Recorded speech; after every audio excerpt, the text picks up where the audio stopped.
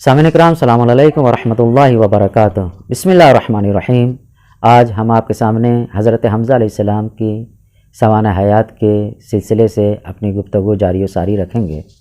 خداوند متعال کی ذات والا سورہ توبہ کی آیت نمبر 119 میں یہ ارشاد فرماتے ہوئی نظر آ رہی ہے کہ یا ایھا الذین آمنوا اتقوا اللہ وکونوا مع الصادقین، اے ایماندارو، اے ایمان لانے والو، تقوی اللہ کا اختیار کرو اور صادقین کے ساتھ ہو جاؤ۔ مختصراً عرض کر دیں کہ صادقین سے مراد اہل بیت علیہ السلام کی ذات والا ہے، اور یہ بات آیتوں اور روایتوں کے ذریعے سے بھی ثابت ہے۔ آپ علیہ السلام کی ذات والا نے دین اسلام کو قبول کرنے کے بعد، دین اسلام سے مشرف ہونے کے بعد، ہر اس شخص سے اپنے رشتے ناطے توڑ دیے تھے جو دشمن خدا، دشمن رسول اور دشمن دین اسلام کہلاتے تھے، چاہے وہ آپ کا قریب ترین رشتہ دار ہی کیوں نہ رہا ہو۔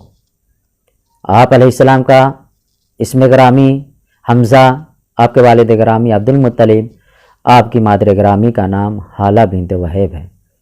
آپ کے مشہور القاب سید الشہداء، اسد اللہ اور اسد الرسول ہے۔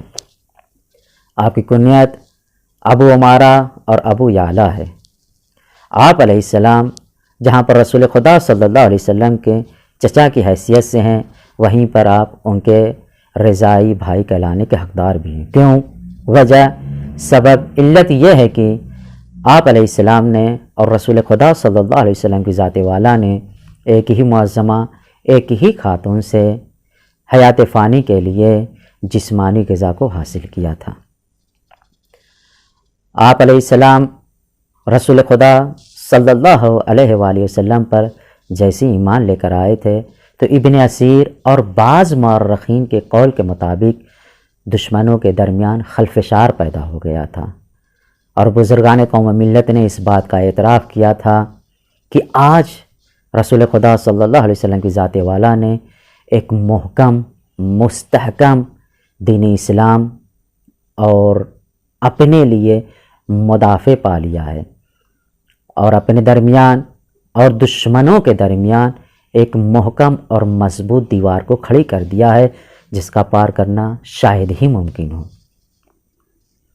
آپ علیہ السلام رسول خدا صلی اللہ علیہ وسلم کے ساتھ مکے سے مدینہ ہجرت کی، جس کی وجہ سے آپ صف مہاجرین میں پہلی مقام و منزلت کے حامل ہیں۔ رسول خدا صلی اللہ علیہ وسلم کی ذات والا نے آپ علیہ السلام کو دین اسلام کا پرچمدار، علمبردار بنایا۔ سیف البحر نامی جگہ پر جب مشرکین نے حملہ کیا تھا تو رسول خدا صلی اللہ علیہ وسلم نے آپ کے ہاتھوں میں علم دے کر بھیجا، قافلے کی سالاری کی، لشکر کی سرداری دے کر بھیجا۔ آپ گئے اور مارکے کو سر کیا، جس کی وجہ سے آپ دین اسلام کے پہلے علمبردار قرار پائے۔ اسی طریقے سے آپ نے بہت سی جنگوں میں شرکت کی ہے، چاہے جنگ بدر ہو یا احد ہو۔ جیسا کہ جنگ بدر میں آپ کے سلسلے سے ملتا ہے، یا جنگ احد کے سلسلے سے آپ کو ملتا ہے کہ جب آپ میدان کارزار میں اترے ہیں تو آپ اپنے دونوں ہاتھوں کے ذریعے سے دشمن کا قلعہ قمع کر رہے تھے، دشمن کو فنا فنار کر رہے تھے۔ آپ کی شجاعت اور بہادری کا یہ عالم تھا کہ ہر کس و ناکس، عام و خاص کے زبان پر آپ کی شجاعت اور بہادری کے کلمے پڑھے جاتے تھے۔ آپ علیہ السلام نے جنگ بدر میں کچھ اس طریقے سے جنگ کی تھی کہ جب جنگ تمام ہوئی اور لشکر کا ایک سردار کو اسلام کے سپاہیوں نے اسیر کیا تھا، اور جب اس کی نگاہ جناب حمزہ علیہ السلام پر پڑی ہے تو اس نے بڑھ کر سوال کیا، یہ شخص کون ہے؟ تو جواب میں یہ کہا گیا کہ یہ حمزہ بن عبد المطلب ہیں۔